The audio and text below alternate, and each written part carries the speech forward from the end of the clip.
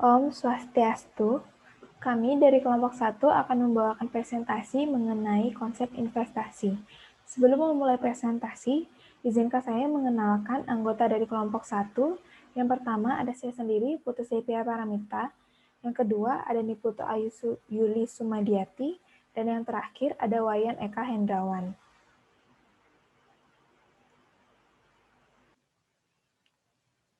Pertama, pembahasan pertama mengenai latar belakang investasi. Mengapa orang-orang melakukan investasi? Yang pertama, karena setiap orang memiliki penghasilan. Penghasilan tersebut biasanya direncanakan untuk apa dan digunakan untuk kapan. Biasanya penghasilan tidak digunakan pada saat itu juga. Nah, penghasilan dapat biasanya direncanakan terlebih dahulu untuk apa?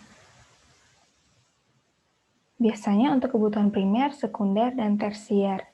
Untuk kebutuhan primer dan sekunder biasanya digunakan pada masa kini, kemudian kebutuhan tersier digunakan pada masa yang akan datang. Kebutuhan tersier ini biasanya tidak digunakan, maka dialokasikan ke investasi. Investasi sendiri berarti penanaman sejumlah dana pada saat ini dengan tujuan mendapatkan keuntungan di masa yang akan datang.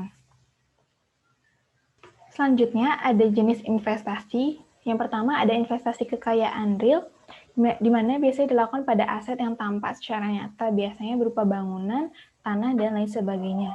Yang kedua ada investasi kekayaan pribadi yang tampak, biasanya dilakukan pada barang-barang seperti emas, berlian, barang antik, dan barang seni. Yang ketiga ada investasi keuangan, biasanya dilakukan pada surat berharga yang ada di pasar uang seperti deposito maupun pasar modal seperti saham. Yang keempat ada investasi komoditas. Komoditas sendiri dibagi menjadi dua, yaitu produk keuangan seperti saham, dan yang kedua produk non-keuangan seperti hasil perkebunan. Kemudian selain jenis investasi yang sudah disebutkan, ada juga jenis investasi menurut sifat dan pelakunya. Yang pertama ada investasi publik yang dilakukan oleh pemerintah, biasanya bertujuan untuk memenuhi kebutuhan masyarakat. Tujuannya itu non-profit. Yang kedua ada investasi swasta yang dilakukan oleh pihak swasta dengan tujuan untuk mendapatkan laba.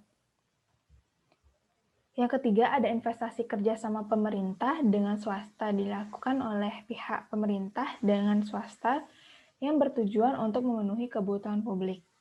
Kemudian ada investasi kerjasama antar negara, biasanya dilakukan untuk memperbaiki perekonomian suatu negara.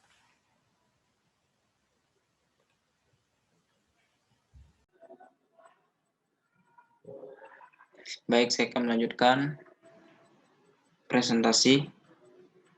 Selanjutnya ada tipe akuntansi, itu terdiri dari investasi langsung, itu bagiannya adalah investasi langsung yang tidak dapat diperjualbelikan, seperti tabungan, deposito.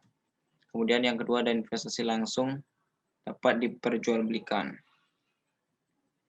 Kemudian ada juga investasi tidak langsung, itu para investor yang memiliki dana hanya membeli saham atau obligasinya pada suatu perusahaan di mana mereka tidak ikut dalam membuat sebuah keputusan di perusahaan itu. Jadi investor ini atau yang berinvestasi ini tidak ada memiliki urusan campur tangan di dalam perusahaan itu. Kemudian tujuan investasi. Yang pertama investasi untuk memenuhi kebutuhan. Kemudian ada investasi untuk memenuhi keinginan.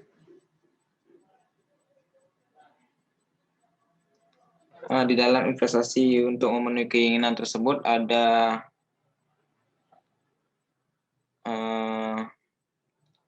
tujuan yang hendak dicapai, yaitu terciptanya keberlanjutan dalam investasi itu. Yang kedua ada terciptanya profit yang maksimum atau keuntungan. terus ada terciptanya kemakmuran bagi para pemegang saham, dan turut memberikan andil bagi pembangunan bangsa.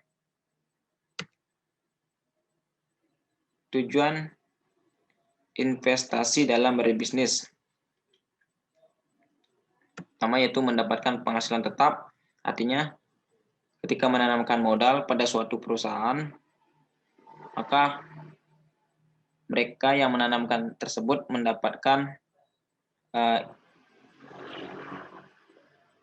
feedback atau masukan yang berasal dari dana yang sudah ditanamkan di perusahaan tersebut. Yang kedua ada memperbesar usaha, artinya selain berbentuk uang, investasi juga dapat berdampak pada usaha itu sendiri. Jadinya uang yang sudah bergerak atau berputar akan menjadi lebih besar, dan dampaknya adalah usaha yang diberi modal itu akan tambah besar. Yang ketiga, jaminan bisnis, itu jika menanamkan modal pada supplier, contohnya akan ada jaminan yang tidak bisa ditinggalkan. Jadinya tidak ada namanya kekurangan bahan. Yang keempat ada mengurangi persaingan. Artinya investasi jika sudah besar, maka perusahaan tersebut akan lebih baik dibandingkan dengan perusahaan yang lain sejenis dengan perusahaan yang kita berikan dana tersebut. Sekian, akan dilanjutkan oleh teman saya. Untuk selanjutnya adalah proses investasi. Yang pertama, terdiri atas menetapkan sasaran investasi. Yang kedua adalah membuat kebijakan investasi. Yang ketiga adalah memilih strategi portofolio. Yang keempat adalah memilih aset. Dan yang kelima adalah mengukur dan evaluasi kinerja investasi. Hal yang harus diperhatikan dalam berinvestasi diantaranya yang pertama yaitu mengenal tujuan investasi. Yang kedua adalah mengenal profil risiko. Dan yang ketiga adalah menentukan kapan dan rentang waktu yang diinginkan dalam berinvestasi. Untuk selanjutnya adalah risiko dalam berinvestasi dibagi menjadi 5 jenis, yaitu yang pertama adalah market risk, yang kedua adalah default risk, yang ketiga adalah inflation risk, yang keempat adalah currency risk, dan yang kelima adalah political risk.